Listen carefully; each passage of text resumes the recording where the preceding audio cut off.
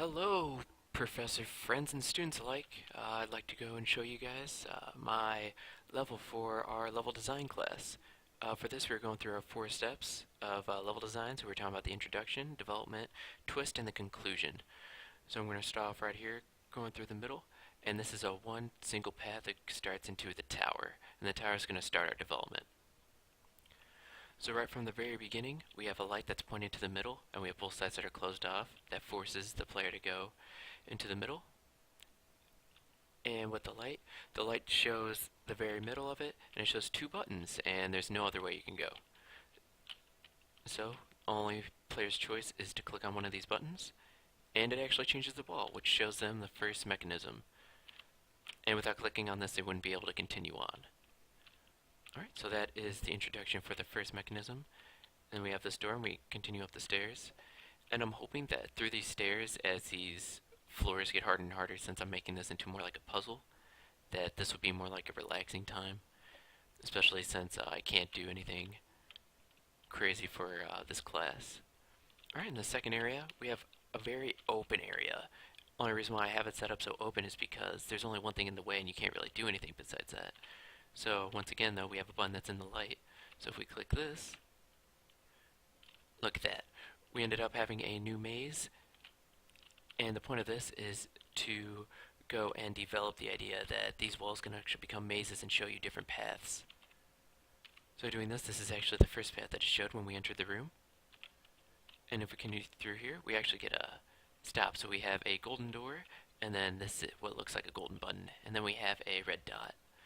So the only thing to do is shoot at it and it actually turns to green.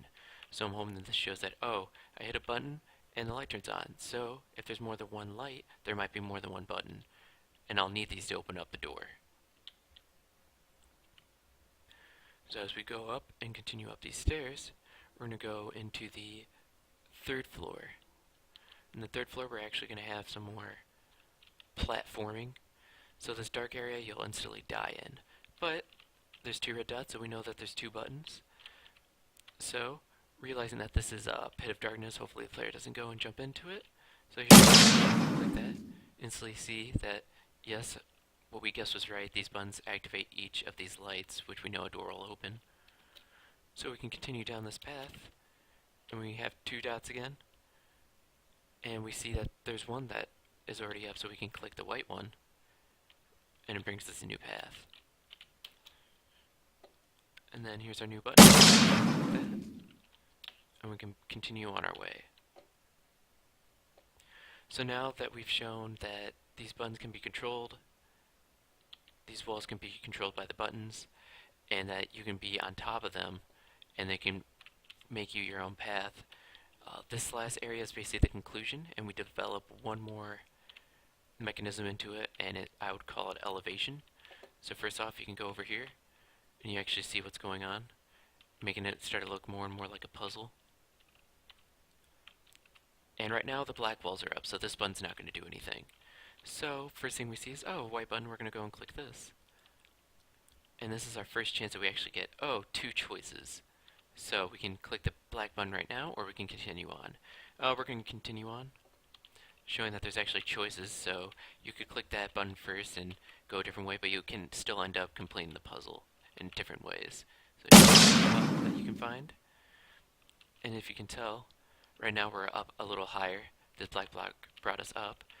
And there's nothing else we can really do in here. Even if we got off, yeah, we can hit that button, but there's nothing else that we can do. So only other thing is we can go on this, which actually brings us up on the wall that normally we'd never be able to touch. And all these other walls are blackened out by darkness, but this wall's covered by light, so we can actually go and follow it.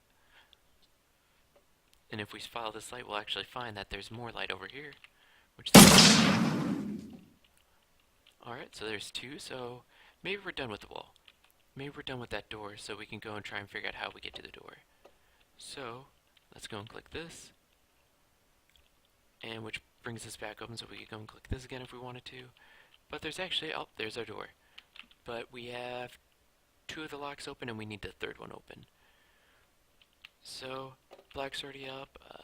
Is there anything? Well, there's a white button over here. If we go and click this, Aha, there's actually one last button left. Like that.